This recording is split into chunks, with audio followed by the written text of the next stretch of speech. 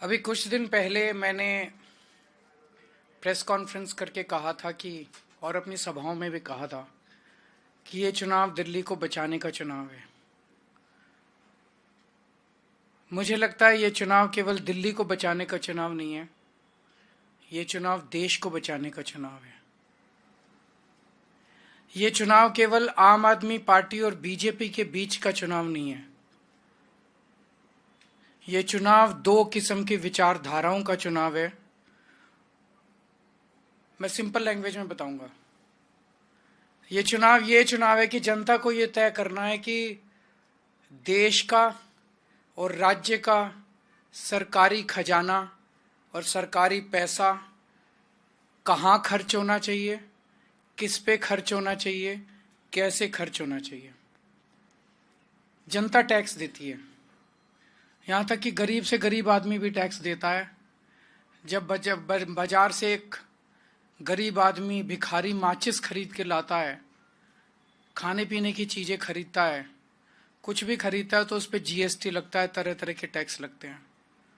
ये सारा पैसा जो इस देश के गरीब से गरीब आदमी और अमीर से अमीर आदमी और मिडिल क्लास से जो सरकारें इस पैसे को इकट्ठा करती हैं, ये पैसा कैसे खर्च होना चाहिए, ये चुनाव ये तय करने का चुनाव है।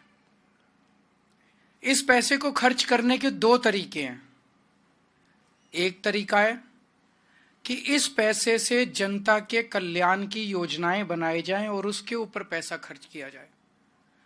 स्कूल बनाए जाएं, बच्चों को अच्छी और फ्री शिक्षा दी जाए, अस्पताल बनाए जाएं, मोहल्ला क्लिनिक बनाए जाएं जिसमें जनता को अच्छा और फ्री इलाज दिया जाए, महिलाओं को फ्री बस का सफ़र दिया जाए, देश की तरह सड़कें बनाई जाएं, पानी बंद के ऊपर खर्च किया जाए, बिजली दी जाए, 24 घंटे बिजली की जाए।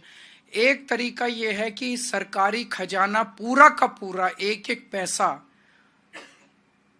जनता के कल्याण के ऊपर खर्च किया जाए।